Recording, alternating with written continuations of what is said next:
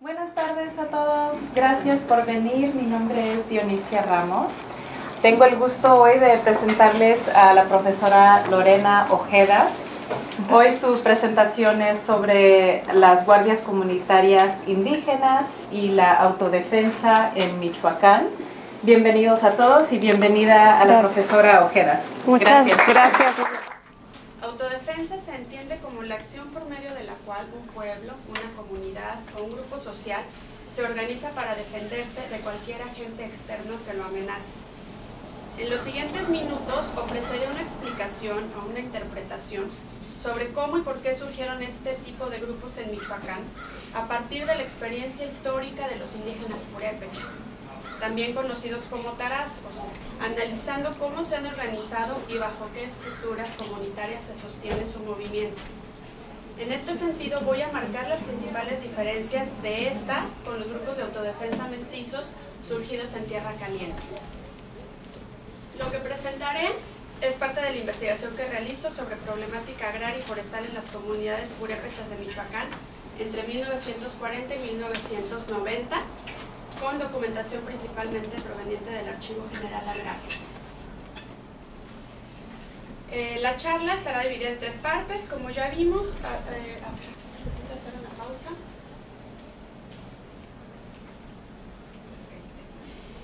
Primeramente, hablaré de los antecedentes y las problemáticas agrarias y sociales en la región purépecha que posibilitaron o desembocaron en el resurgimiento de las rondas y las guardias comunitarias y los mecanismos que las comunidades implementaron para intentar resolver sus conflictos. En segundo lugar, hablaré de las estrategias y los símbolos comunitarios que han hecho posible el sostenimiento de las guardias comunitarias para defensa del territorio y sus recursos naturales a partir del levantamiento de la comunidad de Cherán en el año 2011. Y finalmente voy a especificar las diferencias entre las guardias comunitarias indígenas y los comunitarios, entre comillas, de Tierra Caliente, puesto que es un tema que a menudo se confunde. En este mapa estamos viendo el estado de Michoacán con al norte su zona boscosa, que es en donde se ubica principalmente la zona purépecha y cuya riqueza principal precisamente es el bosque. Mientras que Tierra Caliente, la ubicamos aquí, se alcanza a ver hasta atrás, pero vendría a ser esto, es en donde surgieron inicialmente los grupos de autodefensa. Entonces, aun cuando los grupos de autodefensa tienen o claman presencia en todo el estado, no han podido todavía entrar como tal a la zona indígena, son grupos que se mantienen separados.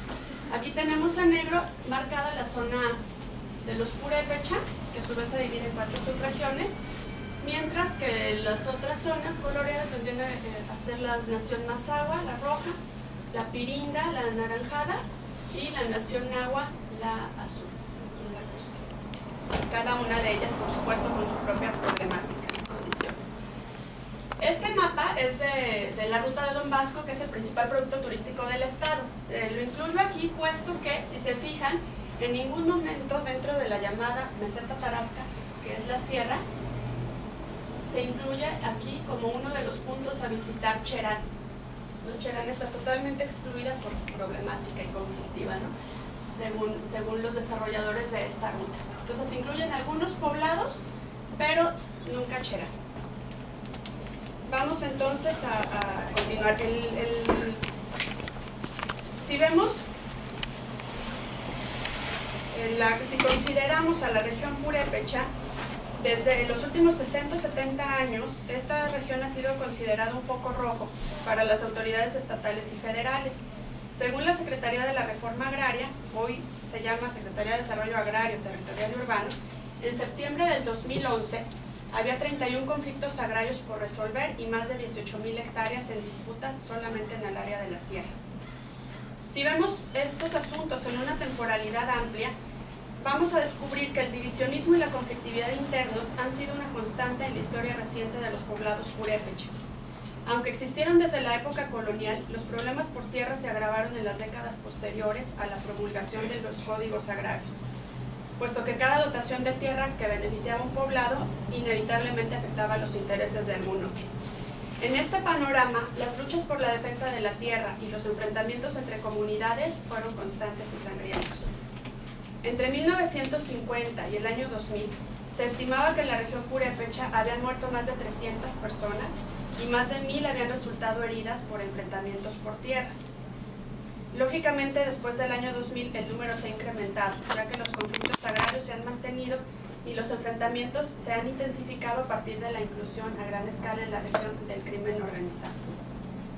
Para fines de esta exposición, me referiré a los conflictos que se desarrollaron en las comunidades purépecha a partir de 1960, los cuales desestabilizaron la región y allanaron el camino para la penetración de elementos e intereses externos a las comunidades, como el Estado y sus instituciones en primera instancia, pero también como empresarios mestizos y compañías transnacionales que lucraron con los recursos de comunidad, y finalmente el crimen organizado. En todos estos casos, las comunidades han intentado defenderse siguiendo diferentes estrategias a lo largo del tiempo, ninguna de las cuales ha tenido tan grande impacto como el resurgimiento de las guardias comunitarias a partir del levantamiento de Cherán en el año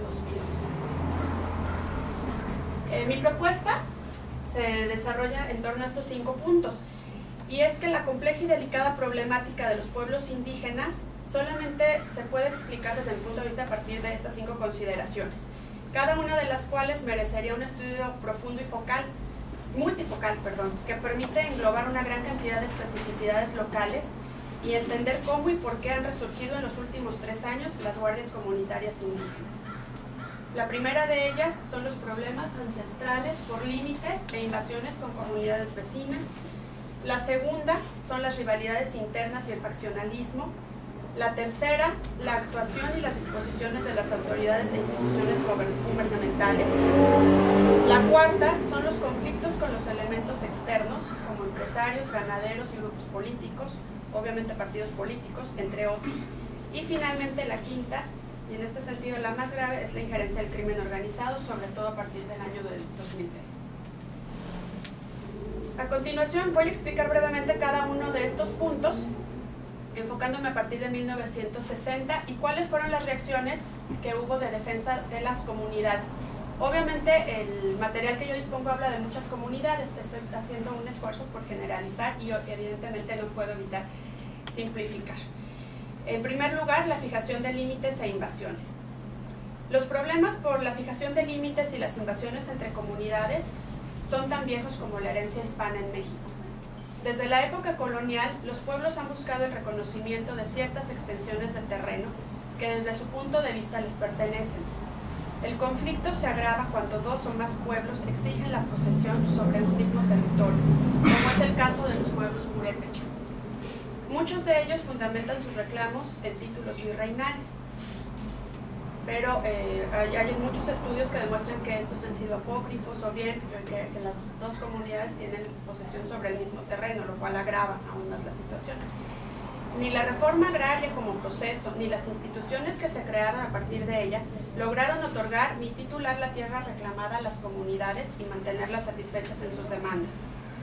Las comunidades purépecha, como muchas otras de la región y del país, se han enfrentado intermitentemente a lo largo de varias décadas debido a la invasión de terrenos comunales, al arrendamiento indebido e ilegal de terrenos y pastos para actividades agropecuarias, a los conflictos derivados de los vacíos legales entre las prerrogativas de la comunidad indígena y el ejido, a los daños intencionales a la tierra dirigidos a sabotear los cultivos y la productividad agrícola, a la venta ilegal de terrenos comunales o de terrenos en litigio, a la invasión y tal indiscriminada de bosques pertenecientes a otras comunidades por parte de los llamados rapamontes, o a la invasión y explotación de fuentes acuíferas debido a la escasez sistemática de agua en la región, entre muchas otras circunstancias. La problemática es tan antigua y sintomática que Paul Friedrich, desde sus estudios en 1955, señaló que en la región hay tantos conflictos como comunidades con vecinos. Mientras que más recientemente Carmen Ventura ha estimado que prácticamente todos los núcleos agrarios en la región purépecha tienen por lo menos un asunto agrario por resolver. Ahora, ¿qué hacen las comunidades para defenderse ante esta situación? Por lo general, los pueblos purépecha implementaron mecanismos de defensa y ofensiva a nivel local, mediante la conformación de grupos de vigilancia, guardia y defensa, compuestos por comuneros y jóvenes varones a través de la figura de la ronda comunitaria. Estas guardias o rondas patrullaban el pueblo y sus alrededores y reportaban inmediatamente cualquier hecho o presencia de grupos sospechosos a las autoridades de las mismas, ellos mismos siendo parte del sistema de autoridad de los pueblos. En muchas ocasiones las rondas comunitarias se enfrentaban por la vía de las armas a sus enemigos. Las emboscadas eran frecuentes y las comunidades más belicosas intentaban hacerse con un mayor número de armas a través de diferentes estrategias. En muchas ocasiones invadían comunidades vecinas, quemaban casas, escuelas, bosques o cultivos. No hay un patrón definido de los enfrentamientos y de las causas de los mismos son sumamente diversos y complejos. Para conocerlos a detalle tendremos que analizar cada caso a nivel local. Lo que sí podemos señalar es que dentro de este clima de inestabilidad ha habido ciertos periodos de paz en la región purépecha. Pero sobre todo lo que tenemos que mantener en mente es que cada uno de los pueblos purépecha en lo individual e históricamente han luchado por la defensa de la tierra y sus recursos a través de vías muy diversas. El segundo de los puntos que quiero analizar es el faccionalismo y las rivalidades internas. Durante varios años, los estudios sobre las regiones y los grupos indígenas de México estuvieron permeados de la idea de armonía y la solidaridad existente al interior de los mismos. Estas perspectivas comenzaron a cambiar considerablemente a partir de los estudios de Paul Friedrich o más recientemente de Eduardo Zárate, Carmen Ventura o Luis Vázquez León, cuyos estudios recuperan como uno de los elementos centrales de análisis el divisionismo comunitario. Mi investigación se inscribe en esta línea y pretende analizar el sinnúmero de situaciones donde los cacicazgos y los liderazgos indígenas han fragmentado a la región y han enfrascado a los pueblos en luchas muy sangrientas, no solo con poblados vecinos o con personajes mestizos, sino lo que considero mucho más grave entre habitantes de una misma comunidad. Para la época que me ocupa, la Sierra Purépecha era un polvorín. Debido al divisionismo implementado desde el Estado por medio de sus funcionarios, con la finalidad de favorecer el control de ciertos territorios y gentes, pero también motivado por los intereses personales de algunos líderes indígenas, se generaron luchas que desembocaron en asesinatos entre miembros de una misma comunidad. En varias ocasiones, los líderes o caciques de las comunidades monopolizaron el uso y el aprovechamiento de los recursos naturales, por ejemplo, de las maderas obtenidas del bosque, o durante los periodos de vedas forestales de la extracción de resina y su procesamiento. Por supuesto, muchos de estos conflictos derivaban del control de los puestos de representación comunal o del gobierno civil. Otras causas de divisionismo interno han sido cuestiones religiosas, que han generado enfrentamientos violentos entre partidarios de la religión católica, más o menos tradicional, con los seguidores de la teología de la liberación, con diversas sectas protestantes, recientemente testigos de Jehová, o en casos más radicales con los antiguos agraristas. Y por supuesto, una de las causas también más graves ha sido la diferencia o el faccionalismo a partir de la división política generada a partir del 88, con la creación y con la injerencia cada vez más grande del PRD, por el Partido de la Revolución Democrática en la región. Ahora, ¿qué hacía la comunidad para resolver su problemática en estos casos?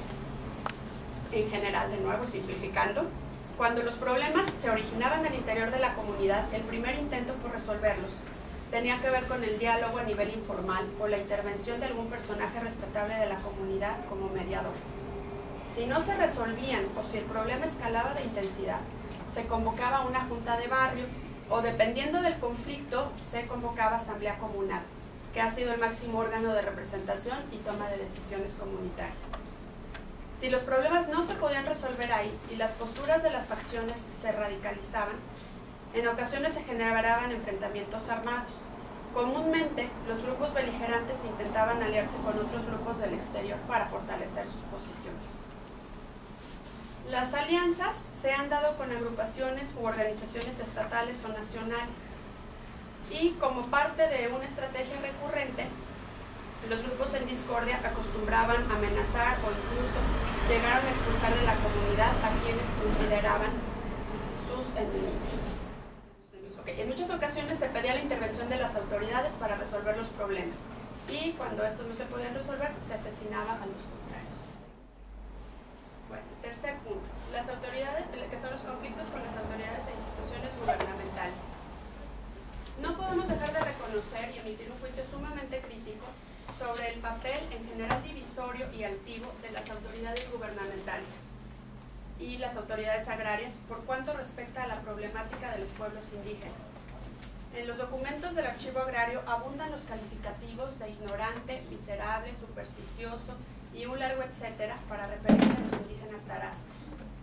Mientras que en entrevistas personales con exfuncionarios de primer nivel de la Secretaría de la Reforma Agraria o de Sedesol o incluso del gobierno de Michoacán, más de alguno ha llegado a admitir abiertamente que su papel como funcionarios era llegar a los pueblos para dividirlos y vencerlos, que tenían cartera abierta, entre comillas, para favorecer a cierto grupo sobre otro y aniquilar a la oposición o a los conflictivos. No es ninguna novedad enterarse de que los programas e inversiones estatales estuvieron y han estado destinados a favorecer en un alto porcentaje a grupos locales afines a los gobiernos en turno, perpetuando las diferencias de clase dentro de un grupo étnico. Ni es original reconocer que las políticas indigenistas en México, implementadas por el Instituto Nacional Indigenista, fueron dictadas y diseñadas desde un Estado paternalista, nacionalista e integracionista, que al mismo tiempo creó organismos dependientes para hacer contrapeso a los movimientos desestabilizadores dentro de los pueblos indígenas. Esto con la finalidad de que los, entre comillas, los indios se mantengan alineados. Ante las diferencias con los gobiernos en funciones, los pueblos indígenas michoacanos han implementado una amplia diversidad de estrategias para motivarlos, vamos a decir así, o instarlos a negociar con ellos. Estas incluyen desde las solicitudes formales e informales de diálogo y atención, generalmente desestimadas por las autoridades, hasta la toma o el cierre de carreteras, marchas a la capital del estado y plantones en el centro histórico o fuera de casa de gobierno, el impedimento a los representantes gubernamentales para ingresar al pueblo, la retención de autoridades locales o foráneas, de lo cual en términos legales correspondería a un secuestro y es por lo cual han sido procesados varios habitantes de las comunidades indígenas, la expulsión de las autoridades civiles del pueblo, invasiones a propiedades federales o estatales, entre otras. En ocasiones han tenido cierto éxito, pero por lo general los pueblos se han quejado de que sus solicitudes no son atendidas, al menos de acuerdo con sus expectativas. Ahora bien, los conflictos con los elementos externos como empresarios, ganaderos y grupos políticos. En muchas comunidades purépecha y aún entre muchos miembros de las mismas, existe la tendencia a considerar al turiz, el turiz es el mestizo en lengua purépecha, como encarnación de lo opuesto a las cualidades de un purépecha, a quien por naturaleza se conceptualiza como bueno, solidario y confiable. Por supuesto, sería extremo considerar que todo mestizo vinculado con las regiones indígenas haya querido aprovecharse de sus habitantes o de su territorio y sus recursos. De hecho, hay muchos ejemplos que demuestran lo contrario. Sin embargo, hay situaciones que permiten entender el origen de los odios o rencores entre un grupo étnico y sus vecinos mestizos. Los casos más recurrentes es cuando se enfrentan por la posesión de algún predio, que según cada una de las partes les pertenece. En la meseta o la sierra purépecha hay todavía muchos conflictos por tierras entre comunidades indígenas y sus pueblos vecinos mestizos, los cuales en ocasiones han tomado ventaja de los enfrentamientos entre comunidades. Un caso emblemático es la lucha entre los ganaderos y los propietarios mestizos de Quiroga y los indígenas de Santa Fe de la Laguna, en la cual después de varios enfrentamientos y asesinatos, finalmente el gobierno del estado intervino a favor de la comunidad indígena y les tituló varias hectáreas firmando un acuerdo de paz. Hay muchos ejemplos más de enfrentamientos entre propietarios mestizos o empresarios y las comunidades indígenas. A lo largo de las décadas han pasado por la región hoteleros, restauranteros o desarrolladores de centros recreativos cuyos intereses se han contrapuesto a los de los habitantes nativos. En los casos que he señalado, las comunidades se defendieron de maneras muy diversas. En primera instancia, formando grupos de diálogo para llegar a acuerdos entre las partes, pidiendo la intervención de las autoridades respectivas para mediar entre ellos y sus enemigos, o bien entablando querellas, negociando con el Estado o con las partes en conflicto y hasta llegar a los enfrentamientos verbales y o armados entre los pueblos en público. La característica que sobresale en estos movimientos de defensa de la tierra en los años que menciono, es decir, a partir de 1960, es un alcance inmediato, muy fugaz y limitado de sus acciones. Ni los grupos en discordia, ni mucho menos las comunidades estaban articulados ni luchaban por una causa común de los purépecha, como una hermandad, como una comunidad ampliada, situación que surgió solamente a partir de la amenaza real del crimen organizado. Casi todas las fotos las diapositivas que vamos a ver son tomadas por un fotógrafo, Juan José Estrada Serafín, miembro de una de las comunidades de la Sierra Purépecha, y prácticamente todas son de la comunidad de Cherán. Entonces van a ir pasando, yo voy a ir hablando, no necesariamente lo que voy a hablar corresponde en este momento a la imagen, pero voy a estar haciendo referencia y ustedes van a saber a qué me refiero. Entonces el último punto es la injerencia del crimen organizado en la región. Este asunto es verdaderamente inusitado y ha venido a complejizar aún más la situación de los conflictos en las comunidades indígenas.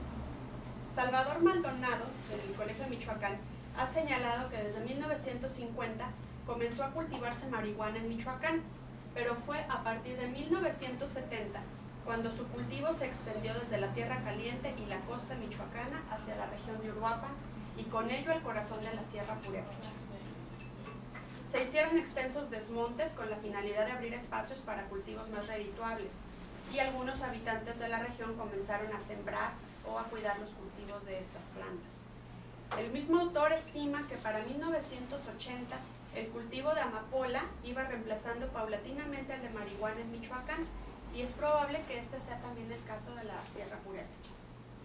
La operación de actividades al margen de la ley ha sido facilitada por el caprichoso relieve geográfico de la zona, que permite internarse y esconderse, pero también por un cierto contubernio con algunos líderes o grupos indígenas, lo cual ha generado el descontento de la mayoría de los pobladores purépecha y en muchos casos ha agudizado el divisionismo interno y con ello favorecido la injerencia de intereses ajenos a las comunidades.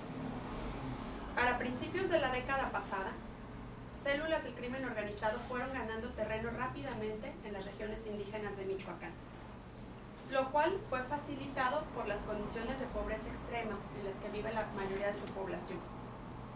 En un principio, algunas personas se emplearon como peones para el cultivo de marihuana o amapola o arrendaron sus tierras, hasta que finalmente el crimen organizado comenzó a sustituir el papel del Estado, cooptando a los líderes o miembros de algunas comunidades y proporcionando ciertos medios de subsistencia a los campesinos indígenas empobrecidos. Surgieron entonces soberanías locales paralelas, en territorios que se convirtieron prácticamente en ingobernables. En pocos años, las actividades delictivas escalaron hasta mantener como rehenes a los pobladores de las comunidades indígenas. Según refieren los voceros de los pueblos que se organizaron como guardias comunitarias en la región indígena, desde el 2002 o 2003 comenzaron los cobros por derecho de piso y por protección,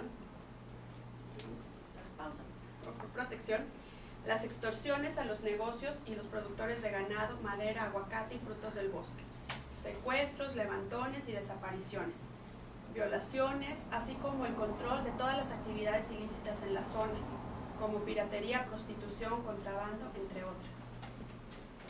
Mientras tanto, los voceros de las guardias comunitarias acusaban que las autoridades locales se hacían de la vista gorda.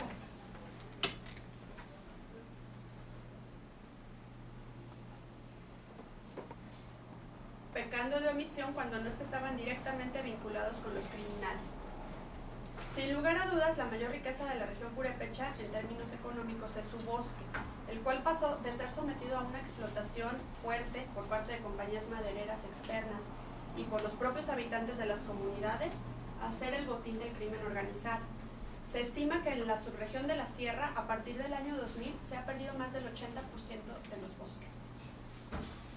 A partir del 2004, los grupos delictivos organizados comenzaron a intervenir en la explotación forestal, contando con el apoyo de algunos habitantes de algunos pueblos de la región. Obviamente no podemos generalizar, pero sí hubo cierto contubernio con algunos de ellos, o de pueblos enteros, según acusan algunas comunidades. Surgió entonces en la zona el apelativo de narcotalamontes, para nombrar tanto a los miembros del crimen como a los indígenas que les prestaban ayuda. No solamente talaban y cultivaban algunas drogas, sino incluso se instalaron laboratorios o cocinas para fabricar drogas sintéticas, y esta región boscosa se convirtió en refugio de criminales.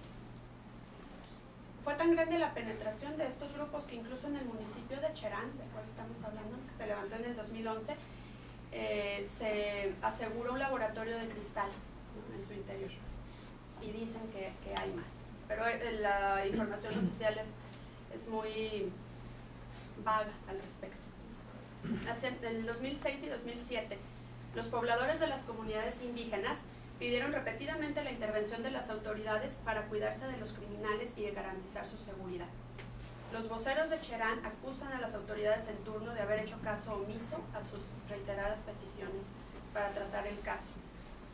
Y llegaron incluso a señalar, entre comillas, toda la gente sabe dónde están los malos, saben quiénes son, dónde están, cómo se llaman, pero nadie interviene para detenerlos. Por lo tanto, se acusaba al gobierno municipal de estar coludido con estos. En su afán expansivo, el crimen organizado no se contentó con el lucrativo negocio que representaba el control de la explotación de los bosques y sus actividades delictivas. En los primeros días de abril del 2011, los narcotalamontes llegaron al manantial La Cofradía de Cherán para extorsionar a la comunidad, ahora mediante el control del derecho al agua. Inmediatamente los indígenas purépechas se levantaron en armas contra el crimen organizado y contra el Estado mexicano, incapaz de proporcionar seguridad a sus habitantes. Entonces retomaron las estrategias usadas anteriormente en su lucha por la defensa de su territorio y sus recursos, con un nuevo elemento: el rechazo absoluto ahora a las autoridades gubernamentales de todos los niveles, el desconocimiento absoluto también de todos los partidos políticos, y la creación de estrategias de lucha novedosas a partir del reto que significaba luchar contra, entre comillas, los terroristas más temibles de América Latina, es decir, la familia michoacana y los caballeros templarios. Siguiendo su ejemplo, en menos de 2 años, otros muchos pueblos y municipios de Michoacán se levantarían por las mismas razones, en el fenómeno que constituye el mayor desafío al gobierno mexicano desde la rebelión chiapaneca del 94, y que es el surgimiento de las autodefensas. Pero ¿cuáles fueron entonces las estrategias y los símbolos comunitarios que han mantenido unida a la comunidad ante situaciones tan adversas? Narro un poquito para quienes no conozcan a detalle lo que sucedió en Cherán. El viernes 15 de abril del 2011, en la madrugada, las mujeres de esta comunidad con sus hijos, bebés, niños pequeños, salieron de sus casas y detuvieron a 3 camionetas cargadas con madera talada ilegalmente de sus bosques, y retuvieron a sus conductores, supuestamente originarios de comunidades vecinas, con las cuales ya tenían muchos problemas por todo lo que mencioné anteriormente. Acto seguido, tocaron las campanas del Templo del Calvario, convocaron a la comunidad a congregarse en la plaza y incendiaron los vehículos de los talamontes. Alguien, no sabemos quién, en este momento prendió fuego a todos los bosques de Cherán y se quemaron decenas de hectáreas de árboles adultos. Entonces llegaron los comuneros de las comunidades en cuestión, o sea, de donde venían los talamontes, y empezó un enfrentamiento a balazos y con todas las armas rudimentarias que tenían algunos de los indígenas de aquí, pero incluían desde niños pequeños hasta los adultos mayores, hombres y mujeres por igual. En ese momento, los comuneros de las otras comunidades enfrentadas a Cherán, que son Capacuaro y Tanaco, bloquearon la carretera y sitiaron a Cherán. Prohibieron el paso a la comunidad y a toda la gente que pasaba por ahí la retenían. Empezaron a detener a todos los automovilistas que pasaban y les cobraban peaje. Por su parte, los cheranenses se ubicaron en los accesos de su pueblo, instalaron fogatas o puestos, barricadas, como lo que vimos anteriormente, esto fue para defenderse de una incursión de los mafiosos. Pero también, igual que sus enemigos, ellos detenían autos y camiones de particulares para estar seguros que no eran enemigos que se querían infiltrar a la comunidad. En este momento, finalmente, La Policía Federal acudió al lugar con el fin de desalojar el bloqueo, pero fue enfrentada por los comuneros y se tuvo que replegar. Los cheranenses, cansados de la ineficiencia de sus autoridades municipales, los expulsaron de la comunidad junto con su cuerpo policíaco y decidieron que ya no participarían del sistema político tradicional mexicano. Corrieron a los partidos o a los representantes de los partidos políticos y fueron reconfigurando su exigencia hasta adquirir la forma de una exigencia o una petición formal a las autoridades mexicanas para ejercer el derecho que los artículos 2 y 4 constitucional otorgan a las comunidades indígenas, que es básicamente el poderse regir y elegir a sus autoridades según sus usos y costumbres. Por primera vez en muchos años, la atención de los gobiernos federal y estatal se dirigió hacia los indígenas de la Sierra Michoacana. Se anunciaron, obviamente, inyecciones de fondos de inversión en la región, principalmente para apoyar la reforestación y fomentar actividades productivas, etcétera, etcétera. Los pueblos, entonces, por temor a las represalias que podían sufrir por parte de los jefes del crimen organizado, se mantuvieron y se mantienen desde entonces en este tipo de barricadas y fogatas a la entrada de su comunidad, con gente voluntaria, armada con cualquier tipo de artefacto. Como vimos en las diapositivas, desde palos, piedras, resorteras, hasta pistolas, escopetas o rifles de alto poder, por lo general usada para cacería de especies menores. Desde ese día, Cherán y las comunidades que se levantaron siguiendo su ejemplo han pedido a los gobiernos mexicanos que garantice la vigilancia y la seguridad de su localidad. Entonces, uno de los principales elementos comunitarios que se han retomado en esta lucha es el que tenemos aquí, que es la bandera purépecha, que está presente, que surgió en la lucha entre Santa Fe de la Laguna y Quiroga, que mencioné hace un momento, y que surge como una idea para fomentar la unidad étnica, representando a las 4 regiones indígenas. El verde representa la sierra, el azul el lago, el amarillo la cañada y el morado la ciénaga. El puño izquierdo, que hace referencia o alusión a un espíritu comunalista, que está en posición de victoria y está sobre una punta de obsidiana blanca que representa al dios Cuicabel, que es el dios de los prehispánicos, de los tarascos prehispánicos. Esta bandera la vamos a ver en muchas de las imágenes ya de los uniformes de las guardias comunitarias. Otro de los elementos que se retoma es el de las fogatas. Precisamente las fogatas son hogueras que se mantienen encendidas noche y día en puntos estratégicos de la población y que sirven como centro de reunión y donde se toman las decisiones de la gente de cada calle, cuadra o barrio. En ellas participan por igual mujeres, niños jóvenes, hombres adultos, mujeres mayores, ancianas, etc., quienes pueden expresar sus sentimientos, ellos dicen en un ambiente democrático y abierto. Se organiza también el trabajo comunitario a partir de estas fogatas y pues recuperan el sentido de la solidaridad étnica, ya que implican el trabajo complementario de hombres y mujeres de la comunidad.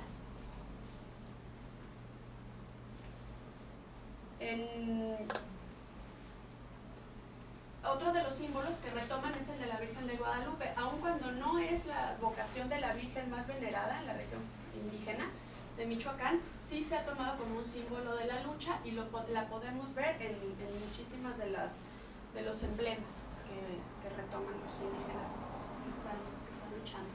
Igualmente la música tradicional purépecha, básicamente la pirepo, que fue reconocida hace unos 3 o 4 años como Patrimonio Cultural Inmaterial de la Humanidad, está presente ya sea en las fogatas o en eventos que se hacen conmemorativos del levantamiento de Cherán.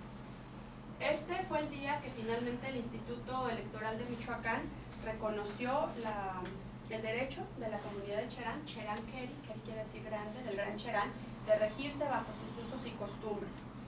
Y vamos a ver aquí todo el movimiento de reivindicación y de recuperación de ciertos símbolos, como el bastón de mando, por ejemplo, la bandera que ya vimos y algunos otros símbolos de la purépechidad, ¿no? Como llaman algunos estudiosos a este tipo de revitalización étnica, pero siempre mezclado en los símbolos de los purépecha o de la nación purépecha con los símbolos de la nación mexicana.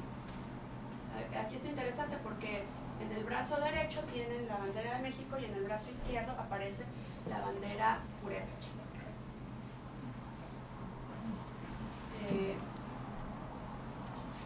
Vamos a ver aquí también que muchas mujeres se han enlistado desde pequeños, empiezan como comunidad indígena a participar de las actividades comunitarias por tradición, que por tradición les corresponden, y la gente en estas comunidades no tiene ningún temor de involucrar a sus pequeños en la lucha. Hay muchos videos en YouTube, hay muchos jóvenes, ahí estaba por ejemplo el fotógrafo, el que está al centro es el fotógrafo de todas estas imágenes maravillosas, y ellos hacen mucha labor de concientización, pero desde un punto de vista muy valiente. Ellos dicen, hemos perdido todo, no tenemos nada y lo que podamos ganar es algo, ¿no? Es contribuir con un granito de arena para mejorar y para liberarnos de este yugo. Pero básicamente lo que yo quisiera señalar es que funcionan de manera muy diferente a lo que son las autodefensas de la Tierra Caliente, y que es con lo que voy a continuar. Obviamente ha habido represión también por parte de las autoridades a estos grupos. Este documental lo pueden encontrar en YouTube y explica en prácticamente una hora todo el movimiento. Este fue el día que nombraron y reconocieron las autoridades estatales al Consejo Mayor de Cherán, en lugar de los cuerpos tradicionales municipales. Esta es una ronda comunitaria haciendo un rondín de vigilancia. Este es el centro de Morelia. Quienes han estado ahí verán que esta es una imagen muy común. Prácticamente el 50% del tiempo está tomado el centro. Y han recurrido a estrategias novedosas los jóvenes de comunicación, como la instalación de radios comunitarias a través de las cuales ellos están difundiendo los objetivos de su lucha. Por supuesto cuentan con el apoyo de muchas otras organizaciones, ¿no? En este caso el Yo Soy Cherán, que se deriva del Yo Soy 132, I No More, por ejemplo, etcétera, ¿no? O sea, se han vinculado con otras organizaciones o movimientos de reivindicación indígena en todo el mundo. Voy a hacer muy breve porque estoy a punto de explicar el tiempo. Aquí vamos a ver las diferencias entre las guardias comunitarias y los grupos de autodefensa de la Tierra Caliente en Michoacán. Este es un mapa que señala los principales lugares de conflicto, son todos los amarillos, o sea, prácticamente en la mitad del estado. Piensa que es uno de cada tres, pero prácticamente la mitad del estado. Y podemos ver que la región indígena más bien se ubica aquí. Entonces, esto nos permite tener una idea de que las así llamadas autodefensas o comunitarios no son lo mismo que las guardias comunitarias indígenas. Más bien, los grupos de autodefensas comunitarios han retomado este nombre a partir del derecho que confiere la Constitución a los grupos indígenas para protegerse o autoprotegerse. Entonces es una forma de legitimarse que, sin embargo, pues es muy diferente a la situación real. Estos grupos son de mestizos. Vamos a ver las diferencias. En primer lugar, las guardias comunitarias surgen en abril en Cherán, en la Sierra Purépecha, mientras que los grupos de autodefensa comunitarios, entre comillas, en 2013 en Tierra Caliente. El objetivo de las guardias es defender a su comunidad de cualquier enemigo de la comunidad, mientras que los grupos de autodefensa es defenderse exclusivamente de los caballeros templarios y expulsarlos de Michoacán, así como eliminar a los 7 líderes de los caballeros templarios. La presencia actual de las guardias pues se circunscribe a la región que ya vimos, básicamente a la sierra y a la región purépecha. Otra vez estas. Okay.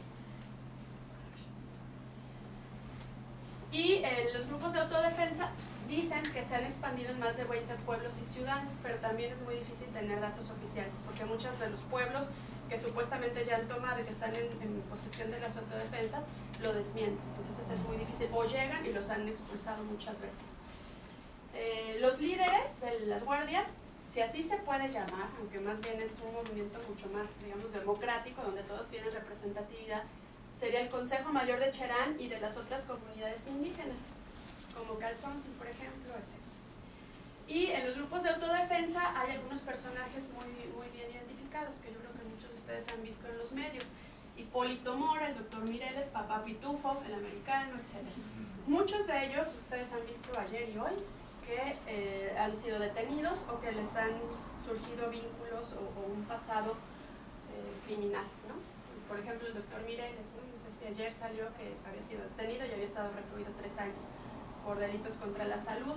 Hipólito Mora está enfrentando un proceso actualmente por asesinato, etc. En el americano, ellos mismos lo han acusado también de haber sido templario.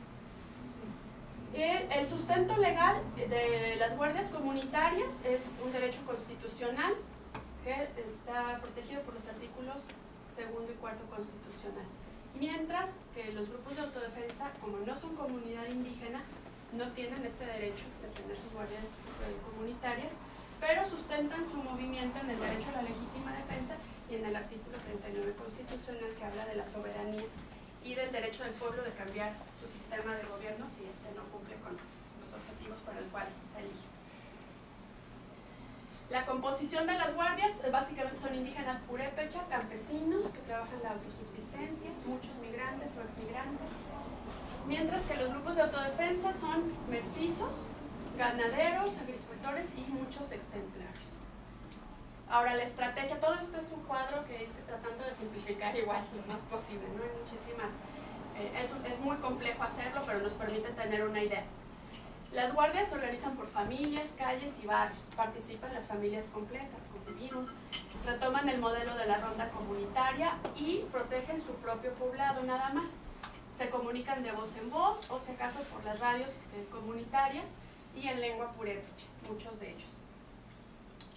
En los grupos de autodefensas,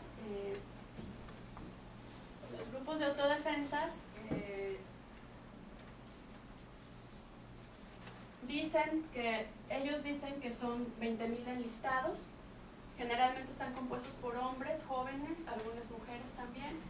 Ellos, su estrategia, la que hemos visto a partir de los medios de comunicación, es que avanzan, se instalan en algún pueblo, lo toman y van avanzando, intentando rodear a Patzingán y la zona donde supuestamente se ubicaban los líderes de los caballeros templarios. Y pues su meta es limpiar el estado de los templarios. Tienen medios de comunicación mucho más avanzados, satelital, avionetas, etc., más recursos. El armamento de las guardias comunitarias básicamente es pues rudimentario: machetes, palos, piedras, pistolas, escopetas, algunas armas largas. Y los grupos de autodefensa son armas de alto poder y de guerra. Ellos señalan que son las que les quitan a los templarios. El financiamiento de los guardias comunitarias viene de la propia comunidad y de sus emigrantes, principalmente de Estados Unidos. Las comunidades saben que se organizan y mandan dinero para la fiesta, y en este caso mandan dinero también para el sostenimiento de las guardias.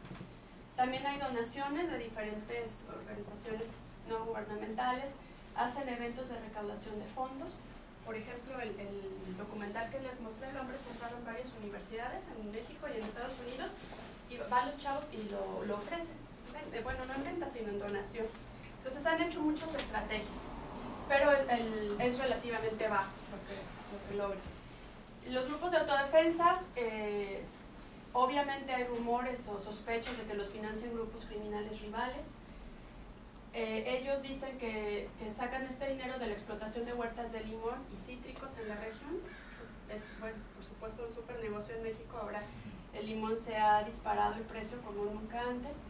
Que tienen apoyo de empresarios y ganaderos afectados y solidarios, y sobre todo que pueden financiarse con las cuotas que ya no pagan a los caballeros templarios, que constituye 2,3 millones de dólares aproximadamente al mes.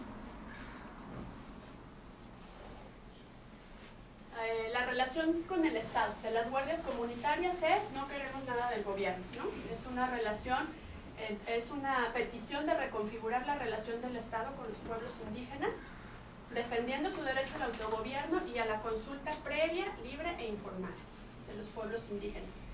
Obviamente exigen las asignaciones presupuestarias justas, que ha ocasionado muchos problemas al Estado de Michoacán, pero ya no puedo detenerme a hablar más de esto. Mientras que los grupos de autodefensas al principio empezaron a trabajar en colaboración con supuestamente, colaboración entre comillas, con el gobierno federal. En ciertos aspectos se favoreció, se provocó un estado de excepción, donde primero los detenían y luego les devolvían las armas, y ya esto está documentado, y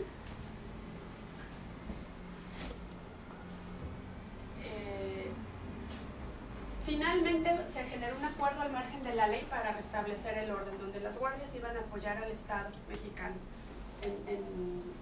a atrapar, digamos, o a ubicar a los caballeros templarios y a luchar por desterrar el crimen organizado.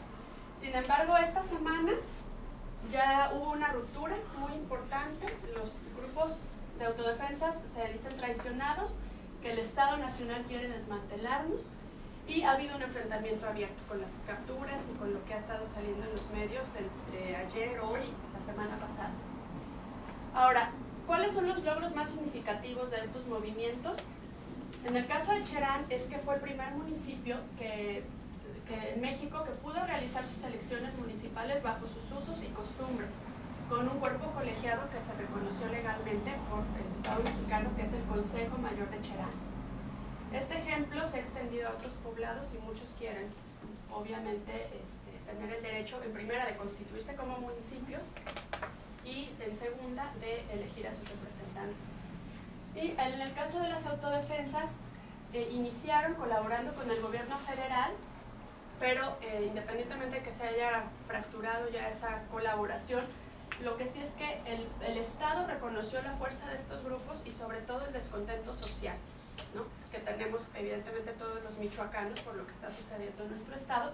Y entonces, a partir de estos dos movimientos que les digo que a menudo se confunden, hemos tenido por lo menos una atención, muchos planes de inversión y desarrollo, y yo espero que en el corto plazo esto empiece a cambiar un poquito la situación de los michoacanos, porque sí han sido ya 8 años de una inestabilidad terrible, de muchísima violencia que escala y escala cada vez más, ¿no?, para detrimento de todos nosotros.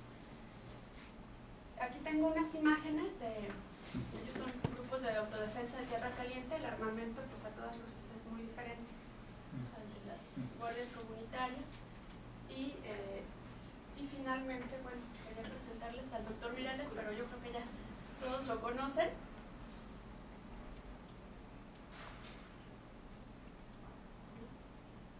Con algunos de los otros líderes de las ¿Ponlo en grande, por favor? Sí.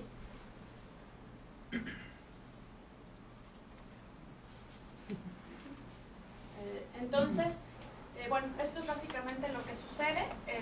Tenía un video muy cortito para presentarles, pero creo que el tiempo ya se me acabó.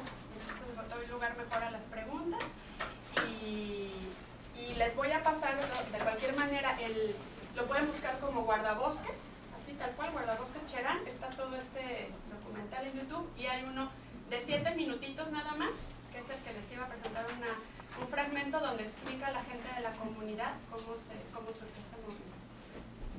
Muchas gracias.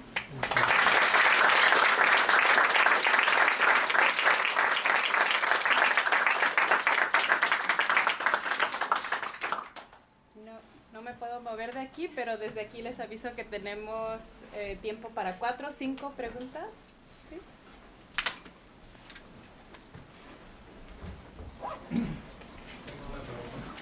Pues, dado que ahora están desacreditando a los líderes de las autodefensas, ¿cuál ha sido la reacción de las comunidades en términos de qué posición van a tomar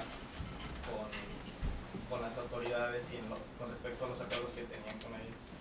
Bueno, aquí igualmente son dos posturas. Por un lado, los grupos indígenas siempre se han mantenido al margen de los grupos de autodefensas. Entonces ellos continúan con sus planes, con sus proyectos en muchos casos de remunicipalización o bien de manejo de sus propios recursos bajo sus usos y costumbres, es decir, no se involucran. En el caso de los grupos de autodefensa o de estos pueblos, ese no es un tema en el que yo esté muy involucrada, salvo por lo que leo en los diarios, y lo que he visto es que están, que independientemente de que agarren o no a sus líderes o los culpen o no de tener vínculos, exigen de cualquier manera la intervención inmediata del Estado para resolver el problema, que es real. O sea, que independientemente de quién lidere o no, el problema de la extorsión, de las relaciones, los raptos, etcétera, son reales. Entonces, lo que ellos quieren es una actuación inmediata. Ahora, en el caso, por ejemplo, de La Ruana, que es donde surgió este movimiento y que ya los desarmaron, están ellos incluso haciendo muchos comunicados a través de YouTube, donde responsabilizan a las autoridades estatales y federales en caso de que algo les pase. Dice, es que ya no tenemos armas, evidentemente van a venir los templarios a arrasar con nosotros y a nuestras familias. Entonces el pueblo está enojado y el pueblo quiere que les regresen las armas, independientemente de quién sea o no el líder. ¿Y el gobierno federal qué postura tiene con respecto a eso? Igual, yo lo que percibo es una contradicción muy grande entre todos los órdenes de gobierno y entre la persona a la cual se le pregunta en lo inmediato. Entonces, por ejemplo, quien está efectivamente gobernando Michoacán en la actualidad no es el gobernador, sino un comisionado, ¿no? Enviado por el gobierno federal. Entonces, tenía muchas imágenes, no les traje, pero el gobernador de Michoacán, Fausto Vallejo, tiene una foto donde está abrazando en un lado a Mireles, en el otro a Papá Pitufo, ¿no? Mientras que el comisionado Castillo dice hay que analizar, pero básicamente son delincuentes y tienen que enjuiciarse. Entonces es tan compleja la situación que no permite ni siquiera para nosotros, creo que para nadie, hacernos una idea clara de qué es lo que está pasando y cuál es el camino que va a seguir. Hubo un artículo de Pablo Picato que salió hace un par de meses en el cual señalaba justamente eso. O sea, aquí el asunto es la justicia, no es quién lo imparte, pues tendría que ser el Estado, ¿no? Obviamente la gente está forzando al Estado que imparta justicia, pero básicamente no se sabe lo que va a pasar. Estamos viviendo una coyuntura como yo creo que hace mucho tiempo no había en nuestro país. Desafortunadamente nos toca sufrir a los michoacanos, pero yo espero que este movimiento social desde diferentes escenarios que ha surgido y que obviamente pues cada uno de nosotros, o sea, yo en lo personal pues si puedo en una plática lo externo, otros profesores o la gente de las comunidades o quien sea, de la atención inmediata que requiere Michoacán. Ya no podemos permanecer abandonados, ahora sí que matándonos, ¿no?, al interior del Estado, pero creo que no hay una estrategia clara, creo que hay muchísima contradicción. ¿Hay otra pregunta acá? Sí, yo más que el aspecto político implica más sobre esta experiencia de Cherán. ¿Qué tanto, digamos, tú ves esta posibilidad de convertirse como una alternativa, de ejemplo, para parte de los indígenas mexicanos, sobre todo el occidente del país? Porque en Guerrero, Oaxaca y Chiapas pues hay experiencias mucho más valiosas de autonomía indígena que han desarrollado estos pueblos. ¿Y qué papel está jugando pues, la iglesia, el sector educativo, la salud, que a veces bloquea, digamos, niega estos conocimientos ancestrales de los pueblos indígenas de cómo organizarse, como prácticas médicas, prácticas educativas? ¿Cómo se está dando eso en Cherán? En Cherán y en el resto de las comunidades vecinas fue un problema bastante considerable porque evidentemente el sacerdote tenía un control importante del pueblo y generalmente trataban de mantener al pueblo, ya sea o cualquier otro de los pueblos, tranquilos, es decir, como dije hace rato, alineados, ¿no?, dentro de una frase mexicana del huacal. Sin embargo, la comunidad de Cherán ha sido, desde que tiene la normal indígena, ha tenido un pensamiento muy progresista, digamos. Entonces, por un lado está el conflicto con los sacerdotes, que tratan de mantenerlos bien portados para ganar el cielo, porque lo siguen diciendo, y por otro lado, esta gente que se está formando en la normal, que es mucho más crítica, y no solamente en la normal indígena, sino muchos de los estudiantes que salen y que se van a estudiar a diferentes universidades del estado. Entonces, a mí me parece que Cherán combinó una serie de circunstancias históricas, sociales, políticas, que pesaron demasiado en este momento, en el 2011, y que les posibilitaron a levantarse sin temor a ningún tipo de represalia, como ya había habido en el pasado por parte del gobierno. Cherán tiene una larga historia, si leemos el libro este de Beals, por ejemplo, Cherán, un pueblo de la Sierra Tarasca, o los mismos trabajos de Friedrich, que ya cité, o de Letro, etc. Se nota que Cherán nunca ha estado conforme con esa etiqueta de indio sumiso que se les quiso poner a la mayoría de los indígenas. Entonces es muy lógico que haya surgido aquí este movimiento. Sin embargo, o bueno, más bien dicho, a partir de que se reconoció el derecho al autogobierno, el gobierno de Michoacán tuvo que darle su participación presupuestaria completita a Cherán. Cherán está compuesto por la mayoría de habitantes que no son indígenas cheranenses adscritos a este movimiento, sino también una gran parte son mestizos y otros son indígenas de Tanaco, que están en contra de Cherán. Entonces, ¿qué pasó? Pues Cherán salió ganando porque le dieron todo el presupuesto correspondiente al resto del municipio, mientras que a Tanaco en un primer momento lo dejaron fuera y después Tanaco exigió también su participación y se le dio. Y pues han estado haciendo muchas obras, no solamente obras de pavimentación y de inversión efímeras, sino de educación en los jóvenes. Los migrantes, por ejemplo, mandan el dinero, pero una de las consignas es para la educación de los jóvenes. Y eso tiene que ver con el cuidado del medio ambiente, básicamente. Pero bueno, es una pregunta bien interesante y que abarca un montón de aspectos.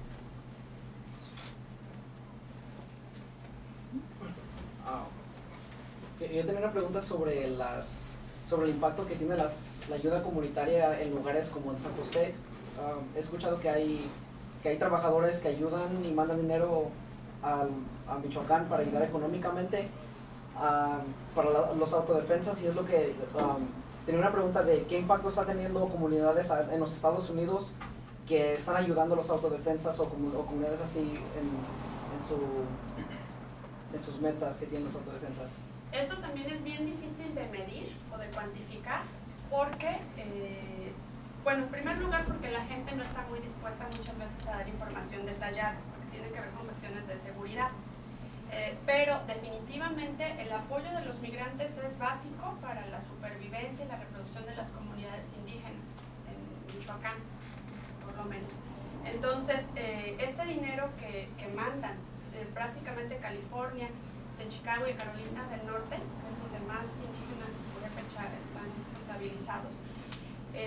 Bueno, antes se usaba para el ciclo festivo y demás, ¿no? Para los ciclos agrícolas, pero en la actualidad, según me han comentado a mí en algunas pláticas muy informales, gran parte de este recurso se está dedicando para la compra de armas, de armas de mejor respuesta, digamos, que las resorteras, y en la compra de víveres. Pero es un porcentaje alto que no sé yo exactamente a cuánto corresponda porque la gente no te lo quiere decir. Incluso muchos chicos, tengo yo varios estudiantes en la Universidad Michoacana que son de comunidades indígenas. Entonces sí platican, pero nunca con detalles, ¿no? Más bien ya le toca a uno como atar cabos para poder llegar a una conclusión. Y es lógico, muchos de ellos están súper amenazados, ¿no?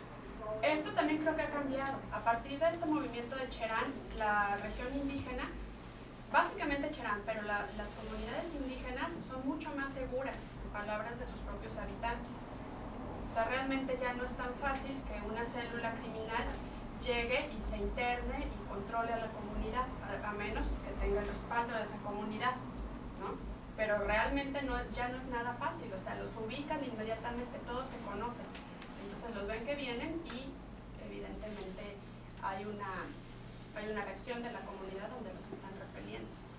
Pero el apoyo es importantísimo en todos sentidos, el apoyo moral, envían ropa, envían víveres y envían dinero en efectivo.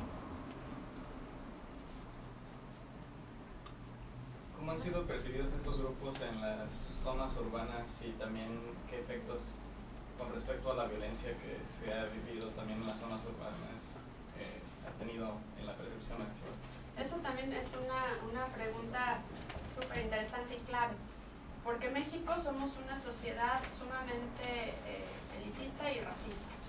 Entonces, todo movimiento, desafortunadamente, ¿no? Pero todo movimiento que se origina en una comunidad indígena y que es subversivo, por lo general está tachado, ¿no? Sin embargo, y creo yo aquí sí noté en la percepción, digamos, de la gente que yo conozco, en los medios de comunicación, etcétera, sí hubo un cambio. Dentro de los grupos indígenas, dicen, los grupos indígenas siempre han sido revoltosos, ¿sí? Es otro de sus problemas. Sin embargo, cuando empieza ya esto a expandirse hacia Tierra Caliente, o sea que esto se extiende a prácticamente todo el estado, ¿qué es lo que la gente opina? Es que no hay de otra. No hay de otra, y no sé si ustedes han visto los discursos, por ejemplo, de los líderes de las autodefensas, son bastante convincentes. Entonces dicen, bueno, pues si me van a matar, prefiero que me maten luchando que atado de manos y violando a mi mujer, ¿no? Entonces, en el tratar de lograr la empatía con el mestizo, con el habitante del medio urbano de México, ha sido bien importante, y sobre todo a partir de estos surgimientos de las autodefensas, porque la gente ya los está justificando, ¿no? Independientemente de por qué luchan, cuáles son sus razones, dicen es que tienen razón, y a mí también ya me secuestraron, me extorsionaron, esto, me lo otro. Entonces, si no nos unimos y hacemos esto, y les ponemos un alto, vamos a acabar peor cada vez y en el corto plazo. ¿Tenemos tiempo para otra pregunta más? Me gustaría preguntarte cómo es todo esto transmitido en los medios, porque hay un gran cerco de información de los principales medios televisivos. Ya casi un año aquí, disfrutando, y afortunadamente también sin ver noticias mexicanas, porque realmente creo que generan cierta paranoia en la gente. Sin embargo, los medios internacionales también han estigmatizado al estado de Michoacán, y más en épocas recientes, ¿no? Es un estado violento, es un estado prácticamente en guerra, sin gobierno, etc. Mucho de lo cual evidentemente tiene sustento, pero generalmente creo yo que las cuestiones se magnifican para mal, ¿no? Que se tergiversan hacia el morbo, hacia lo que vende, y no necesariamente es la realidad. ¿Y por qué lo digo? Porque yo la semana pasada estuve en Morelia, ¿no? Ya había una alerta de no viajar a Morelia para muchos de la gente aquí en Estados Unidos, incluso en Europa. Mucha gente canceló muchas participaciones en un congreso internacional que había, y yo sentí Morelia como siempre, o sea, con cierto caos en muchos sentidos al cual uno está acostumbrado si no asiste ahí, pero nada más allá de la violencia, no esa violencia que reflejan y transmiten los medios. Platiqué con varios amigos de Tierra Caliente, de Patzingán, de Cualcomán, de Aguililla, etc., y me dicen lo mismo. O sea, mientras tú vayas y tú no tengas que ver con alguno de estos grupos criminales, sí te van a parar, sí te van a preguntar de quién eres, lo cual, bueno, ya de entrada es desagradable y te asusta, pero es muy raro que estos grupos hagan algo contra la sociedad así civil en general. Entonces creo que magnifican lo que está sucediendo. Les digo, no con esto quiero decir que no sea gravísimo, por supuesto que es muy grave, pero es un proceso como cualquier otro de los que se vive